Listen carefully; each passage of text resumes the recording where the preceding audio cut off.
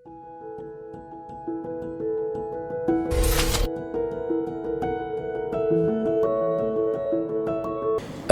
لله نحمده ونستعينه ونستغفره ونعوذ بالله من شرور أنفسنا ومن سيئات أعمالنا. من يهده الله فلا مضل له ومن يضلل فلا هادي له، وأشهد أن لا إله إلا الله وحده لا شريك له، وأن محمدا عبده ورسوله. اللهم صل وسلم وبارك على نبينا وحبيبنا محمد وعلى آله وصحبه ومن سار على نهجه واستنى بسنته إلى يوم الدين. أما بعد، يا أيها الذين آمنوا اتقوا الله حق تقاته ولا تموتن إلا وأنتم مسلمون. يا أيها الناس اتقوا ربكم الذي خلقكم من نفس واحدة وخلق منها زوجها وبث منهما رجالا كثيرا ونساء، واتقوا الله الذي تساءلون به والأرحام إن الله كان عليكم رقيبا. Alhamdulillah, para ahli jemaah yang dibarakati Allah Subhanahu wa taala, mari sama-sama kita senantiasa berwasiat di kita sendiri dan saudara-saudara kita semua supaya kita senantiasa bertakwanya kepada Allah. Usikum wa iyaya bitaqwallah faqad fazal muttaqun. Kalimah ini sering kita mendengari di dalam mimbar Jumaat setiap minggu supaya kita senantiasa mengulangi peringatan untuk menuju kepada kedudukan yang paling mulia, kedudukan yang tertinggi di sisi Allah Subhanahu wa taala, yaitu kita tergolong dalam golongan hamba-hamba yang bertakwa. Karena tidak ada seseorang yang paling mulia di sisi Allah selain daripada orang-orang yang bertakwanya kepada Allah. Takwa dengan hatinya, takwa dengan segala gerak-geri bacaan deraannya, semua tunduk dan patuh kepada suluhan Allah Subhanahu wa taala, serta menjauh ataupun menghindari segala amaran ataupun larangan Allah Subhanahu wa taala. Hadirin Jumaat yang dibarakati Allah taala, Allah Subhanahu wa taala berfirman di dalam surah At-Taubah tentang satu peristiwa yang besar yang berlakunya terhadap Nabi kita sallallahu alaihi wasallam, ialah peristiwa hijrah. Illa tansuruh faqad nasarahu Allah idh akhrajahu alladhina kafaru thaniya ithnain idh huma fil ghar إذ يقول لصاحبه لا تحزن إن الله معنا فأنزل الله سكينته عليه وأيده بجنود لم تروها وجعل كلمة الذين كفروا السفلى وكلمة الله هي العليا والله عزيز حكيم.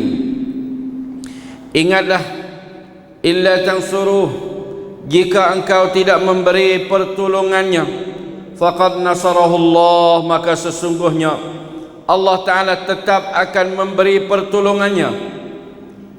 Dan ingatlah ketika mereka mengusirkan kamu keluar daripada bumi Mekah oleh golongan-golongan orang-orang yang kafir.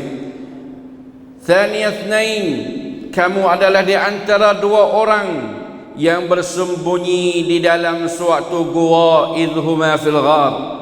Dan ingatlah ketika ia berkata kepada temannya dan saudaranya, la tahzan, jangan sama sekali engkau merasai duka cinta, innallaha ma'ana, karena sebenarnya sesungguhnya Allah Subhanahu wa taala itu tetap bersama dengan kita.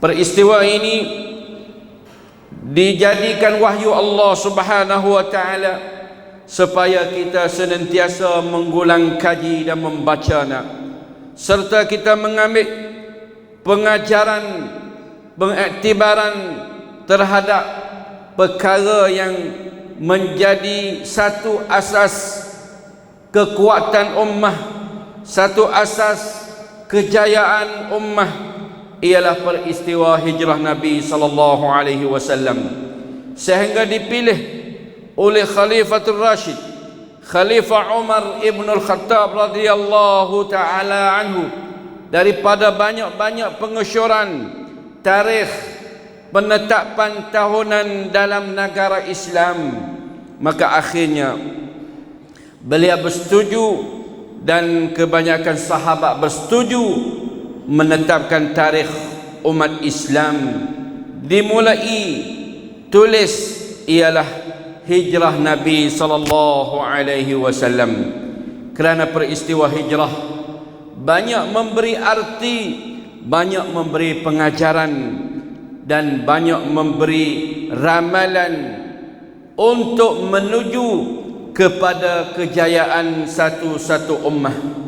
Dan bukanlah Nabi kita sallallahu alaihi wasallam sahaja ataupun orang yang pertama yang hijrah, tetapi di kalangan rasul-rasul yang terdahulu juga mereka juga mesti berhijrah, meninggalkan tempat kediaman mereka demi untuk menegak akidah, demi untuk menegak kebenaran dan ajaran yang dianutinya. Apabila tidak mendapat sokongan, tidak mendapat penerimaan daripada kaum mereka, maka di saat itu mereka akan berhijrah, memilih ataupun memindah kepada tempat yang lebih subur untuk menerima ajaran dakwah Allah Subhanahu wa taala. Sidang jemaah dirahmati Allah, kita berada di perhujungan bulan Al-Muharram, tahun baru Islam 1445 Hijrah.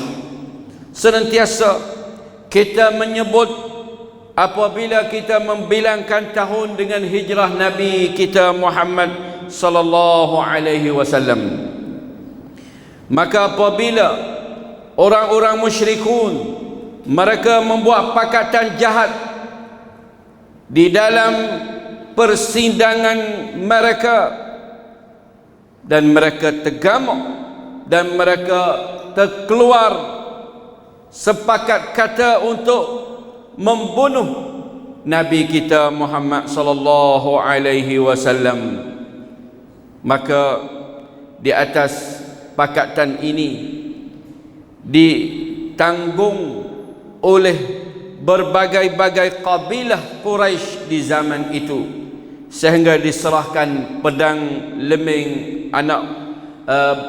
pedang dan alat-alat senjata kepada pemuda-pemuda daripada setiap kabilah untuk mengepung rumah Nabi dan mengakhirkan hayat Rasul Nabi kita Muhammad sallallahu alaihi wasallam.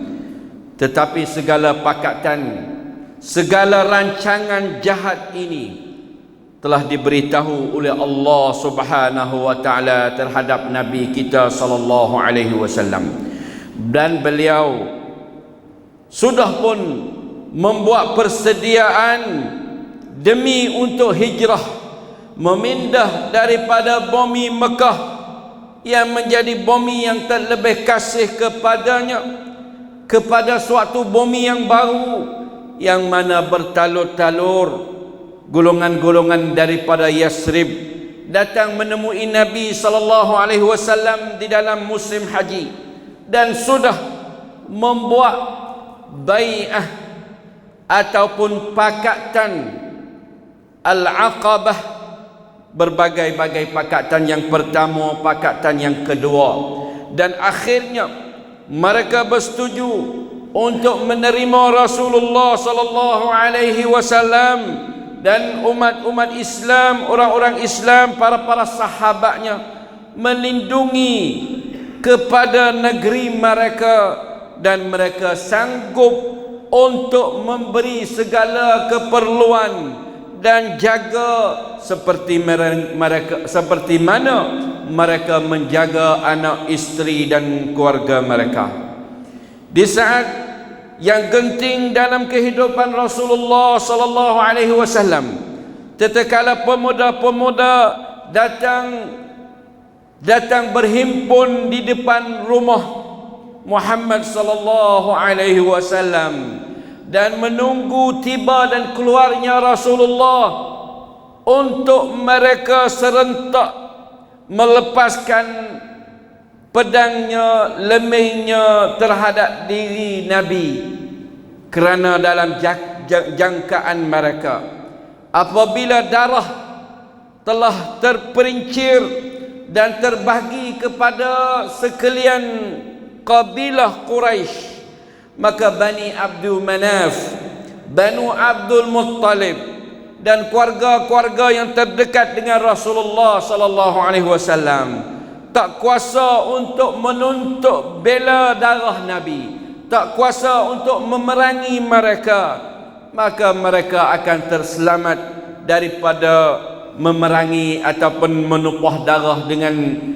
kabilah Banu Abdul Muttalib ataupun Banu Abdul Manaf. Tetapi sengkaan dan jangkaan itu tidak diizinkan oleh Allah Subhanahu wa taala, sehingga Allah Taala sebut dalam surah Yasin, wa ja'alna min baini aydihim sadda wa min khalfihim sadda fa aghshaynahum fahum la yubsirun. Dan kami telah jadikan di depan mereka satu tutupan dan di belakang mereka juga satu tutupan. Fa'arsyainahum, dan kami telah membuta ataupun menelapkan mereka, membutakan pandangan mereka sehingga mereka tidak dapat melihat gerak-geri dan keluarnya Nabi daripada celah-celah kepungan mereka dengan selamat. Apabila Rasulullah sallallahu alaihi wasallam selamatnya daripada pembunuhan kaum Quraisy, selamatnya daripada kepungan mereka, beliau memilih supaya tersembunyinya diri di dalam suatu gua dengan teman yang paling rapat, dengan seorang sahabat yang sentiasa berkorban diri, raga, hartanya untuk agama Allah, yaitu Abu Bakr As-Siddiq radhiyallahu taala anhu. Sehingga Allah Taala menyebut idhuma fil ghar. Sebutan ini menjadi satu kemuliaan terhadap Abu Bakr As-Siddiq kerana dialah orang yang kedua yang sembunyi dengan Nabi kita Muhammad sallallahu alaihi wasallam. Selepas daripada sembunyinya daripada gua tersebut, maka keluarlah daripada gua menuju kepada bumi Yasrib, dan di sanalah dapat membentuk satu kerajaan baru, satu kekuatan baru demi untuk menegakkan ajaran Allah dan dapat menolakkan segala kezaliman yang pernah berlaku dan sedang berlaku di bumi Al-Haram ataupun bumi Mekah yang diterajui oleh golongan Quraisy musyrikin yang mereka tidak mengasahkan Allah, tidak mau mengikut ajaran yang dibawakan oleh Nabi kita Muhammad sallallahu alaihi wasallam. Hadirin Jumaat yang dirahmati Allah, apabila kita melihat peristiwa hijrah ini dan Khalifah Umar juga menetapkan tarikh hijrah sebagai tarikh penetapan umat al-Islam semenjak 1400 tahun dahulu sehingga sampai kepada tahun kita ini, sehingga kita dapat membilang bahawasanya tahun ini ialah tahun 1445 hijrah Nabi Muhammad sallallahu alaihi wasallam.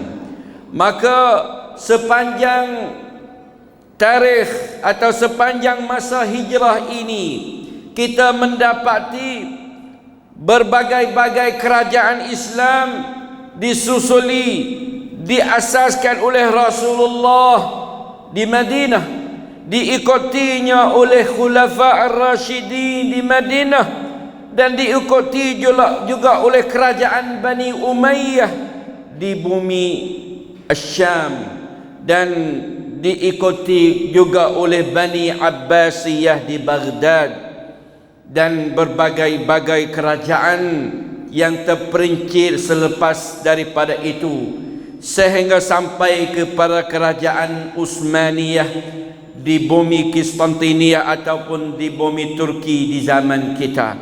Dan di sana juga anak cucu Bani Umayyah berpindahnya daripada Syam, tatkala diubah kerajaan daripada Bani Umayyah kepada Bani Abbasiyah, mengasaskan daulah Islam di bumi Andalus.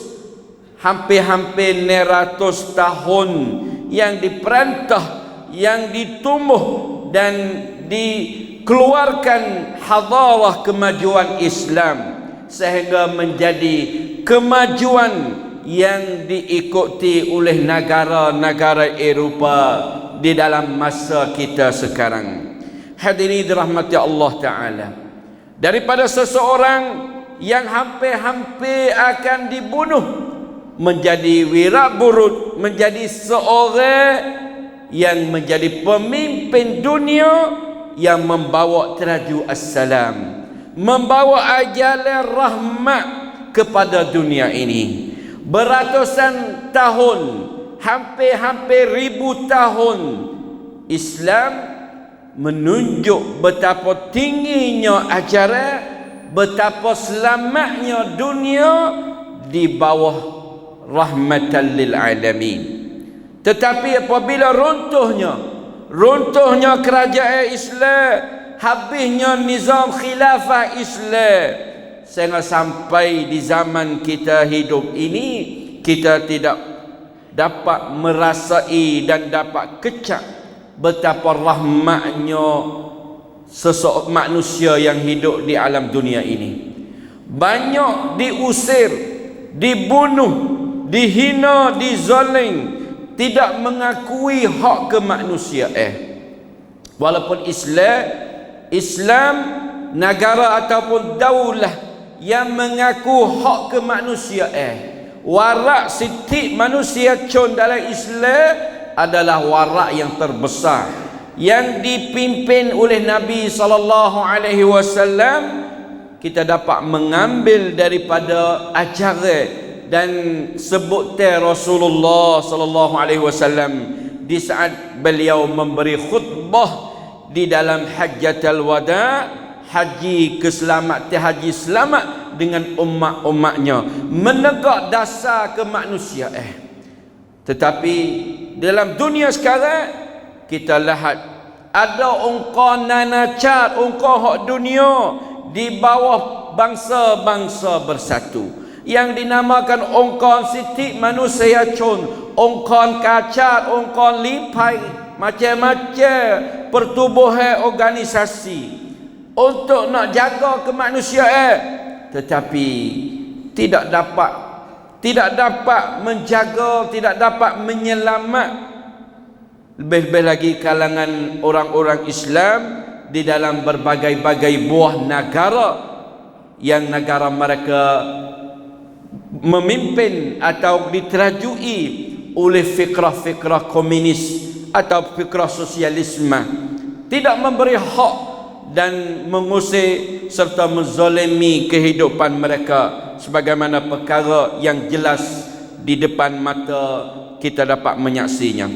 Hadirin Jumaat yang dirahmati Allah Ta'ala, demikian juga bulan Muharram ini ada satu peristiwa juga yang besar, ialah peristiwa Nabi Musa alaihi salam tatkala diusir dan dihalau dan diikut supaya nak membunuh dia dan Bani Israel oleh Raja Fir'aun, maka dia juga keluar lari hijrah tubik daripada Mesir langkahnya lautan merah sehingga selamat sampainya di tebing sana yang dinamakan hari Ashura, kerana Nabi Musa alaihi salam puasa tanda syukur terhadap Allah hari yang dia selamat daripada pembunuhan Fir'aun. Sebagaimana pertanyaan Nabi terhadap orang-orang Yahud yang apabila datangnya Rasulullah SAW di negeri Madinah, mendapati mereka berpuasanya pada hari Ashura, dan apabila tanya sebab puasanya, mereka menjawab, yauma najjallahu Musa, hari ini hari Allah Ta'ala selamatkan Nabi Musa daripada Fir'aun. Alangkah supaya peristiwa larinya Musa daripada Fir'aun dengan peristiwa hijrahnya Nabi kita dari golongan pembunuhan Quraisy. Ini adalah sunnatullah terhadap para anbiya, dan menjadi pengajaran terhadap ummah, terhadap kita sebagai ummah yang menerima pusaka, menerima amanah daripada Nabi Muhammad sallallahu alaihi wasallam. Kalau kita tidak dapat menegak syiar Islam ataupun memikul membangunkan agama Allah pada satu-satu tempat, maka kadang-kala perlu kita hijrah. Demikian juga perlu kita mengubah suaikan. Kalau kita berdakwah ataupun mengajar ataupun apa-apa sahaja tidak keluarnya natijah, maka perlulah kita mengulang kaji dan mengubah suaikan cara-cara untuk dapat kejayaan. Ubah hijrah juga memberi arti pengubahan. Kita juga perlu mengubah sikap hidup kita. Setiap tahun hijrah kita mengambil pengajaran hijrah untuk mengubahkan sikap hidup kita, karena Allah Ta'ala tidak mengubahkan sikap-sikap satu ummah. Innallaha la yughayyiru ma biqaumin hatta yughayyiru ma bi anfusihim. Allah Ta'ala tidak mengubah kedudukan satu kaum sehingga mereka sendiri mengubah kehidupan atau sikap kehidupan mereka. Demi sidang Jumat yang dirahmati Allah Ta'ala, maka dalam keadaan kalang kabut di negara kita tentang perkara siasah ataupun kanmeung dan politik yang tidak tahu lubang keluarnya, yang masing-masing tidak dapat menetap siapa yang akan mendapat pimpinan teraju negara ini, maka kita adalah satu golongan rakyat yang dibawa di negara ini juga ada suan ataupun ada habuan yang akan sakut, mana ada polkratop terhadap kita. Walaupun demikian, kita juga diminta supaya senantiasa berdoanya kepada Allah supaya Allah Ta'ala menyesuaikan ataupun Allah Ta'ala menyelamatkan kita. Walaupun mana-mana pihak yang dapat menjadi pimpinan kerajaan, walaupun kita yakin bahawasanya sistem pemerintahan demokrasi bukan sistem 100% Islam, tetapi sistem demokrasi lebih dekatnya ada ciri-ciri syura, ciri-ciri untuk menerima suara rakyat, yang adanya ciri-ciri dengan sistem pemerintahan Islam. Dan Islam bertegak di atas siasat, mana daulah atau pimpinan politik negara di atas pimpinan yang berakhlak, yang adanya kekuasaan untuk memimpin menuju kepada keadilan dan kemakmuran rakyat. Maka kita berdoa semoga kita juga atau negara kita juga diselamat oleh Allah Ta'ala dan dapat menyelesaikan masalah tersebut dengan secara yang baik. A'udzubillahi minasyaitanirrajim. والذين تبوأوا الدار والإيمان من قبلهم يحبون من هاجر إليهم ولا يجدون في صدورهم حاجة مما أوتوا ويؤثرون على أنفسهم ولو كان بهم خصاصة ومن يوق شح نفسه فأولئك هم المفلحون. بارك الله لي ولكم في القرآن العظيم ونفعني وإياكم بما فيه من الآية والذكر الحكيم وتقبل مني ومنكم تلاوته إنه هو السميع العليم.